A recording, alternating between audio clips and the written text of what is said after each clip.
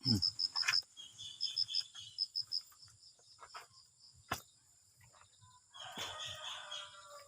mga ka-farmers. Dito po ako ngayon sa lugar kung saan mayroon po akong mga seedlings po ng lakatan. Kung makita po ninyo, malago na siya. Kasi sa hangad ko na makatulong sa mga kapwa ko Duranians, yung mga constituent po namin. Nagre-research din po ako at the same time para magkaroon ng mga ideas kung paano mapaganda, mapalago hanggang sa mai-transfer sa area yung lakatan niya. Maliban sa kasi sa mga gulay ko, yung nga sa video ko nung ikot ako nakarang videos ko, may mga lakatan din ako. So ito, nag-search po ako ng mga paraan nila at saka sinubukan ko at saka approve mga ka-farmers, no? Makita ninyo, sa kanila kasi binabalatan, sa nakita ko sa mga videos, binabalatan pa nila yung buong sibwal, yung saha, pinuputol yung dulo. Pero sa akin, kasi nga sa sobrang busy ko, hindi ko na binabalatan. Kung ang ginagawa ko para mas madali, tinatanggal ko na lang yung pinaka-ubod niya at saka ginagawan ko siya ng parang kanal para hindi umipon yung tubig doon. At saka dito ko siya inilagay, inugasan ko lang siya ng maayos at saka nilagay ko dito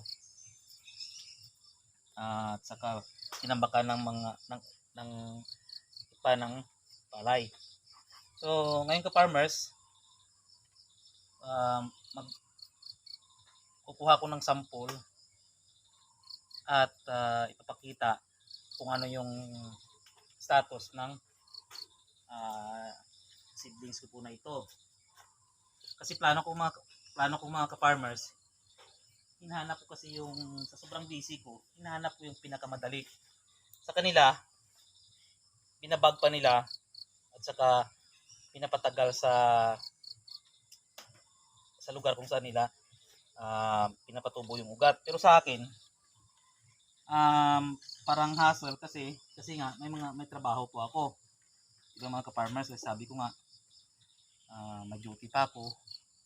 Kaya iniisip ko, hinahanap ko yung mga paraan na mas madali. Kasi pakiramdam ko may mga ugat na siya, so hindi na sa kailangan pa hantayin pa na mga magkaroon ng ugat sa kay transplant. Kasi pare kagaya nito, kuha ko ng sample pa farmers. Sana makikita ninyo, kuha ko ng sample. Actually may nakuha na ako kapon, pero ngayon kuha ko ng sample para maano talaga natin kung okay ba siyang i-transfer o kailangan talagang antayin na magkaugat.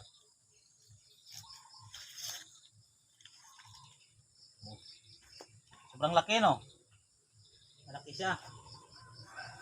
siya, oh. Ito malaki din, oh, malalaki.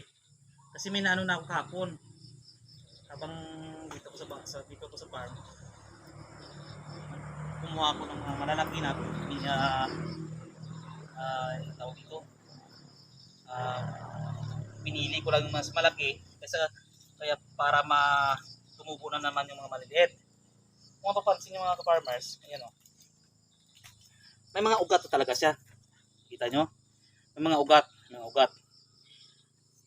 Inano ko na lang, tinakpan ko lang yung puno kahapon, yung puno niya. Kasi para ma-preserve yung parang medyo masa-masa para hindi siya mamamatay. Kasi ililipat ko to siya sa Sabado doon sa pinalinis kong area at saka doon ko siya itatanim. Kasi nga kung doon siya sa may lugar kung saan yung mga gulay ko, baka balang araw wala na akong mapagtamnan ng mga gulay. Kaya tawag dito, yung wala na akong mapagkukunan na pang araw-araw na income. So yan mga ka-farmers, no, pinapakita ko lang kung ano yung ginagawa ko sa lakatan para magkaroon ako ng seedlings na gaya nito. Sobrang maganda ka-farmers. Hindi ko na po to siya ilalagay sa bag o yung seedling bag. I-direct tanim ko na po ito. I-direct tanim. Ang problema ko ngayon, wala po akong mga chikindang, pero marami naman ditong yung tawag dito nila yung uhot or dagami, yung ano ng palay, yung pinag-harbisan. Pag na ano na yun, pag na decomposed, magandang gawing compost sa lahat ng tanim. Pero ito dito, ano lang to ng palay, no, ipa. Kung kita niyo yan, yan. Yan. Maganda rin siya, pero siguro mas maganda yung sinasabi ko kasi nasubukan ko na minsan.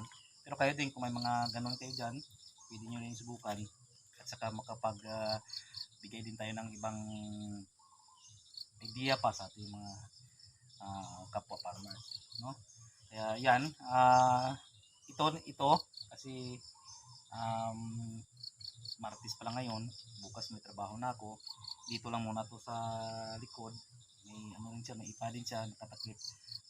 Tapos siyempre habang dito siya, tuloy-tuloy lang yung pagtubo ng mga ugat niya.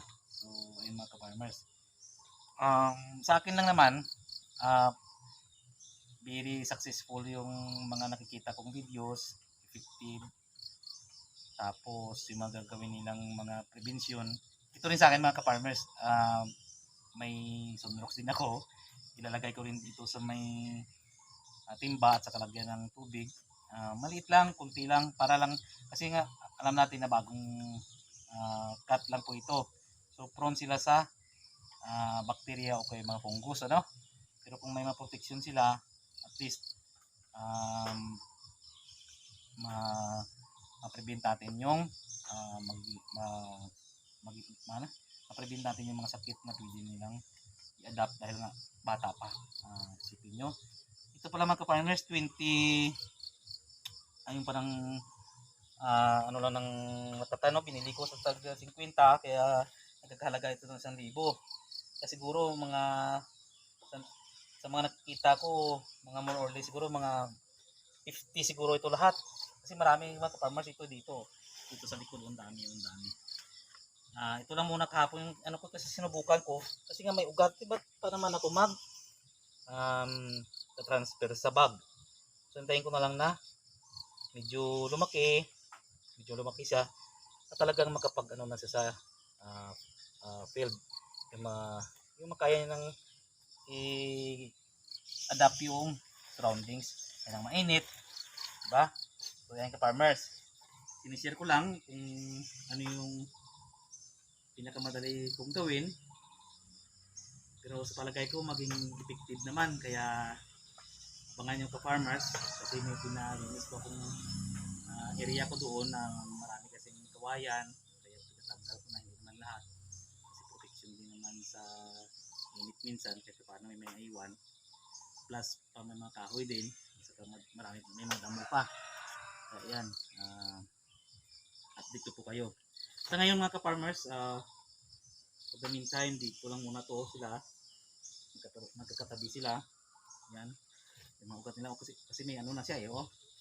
May bago siyang tubo, parang kahapon parang wala pa to yan bagong sibol na ugat niya. Kaya hanggat dyan siya, tuloy-tuloy lang po yung pag grow niya.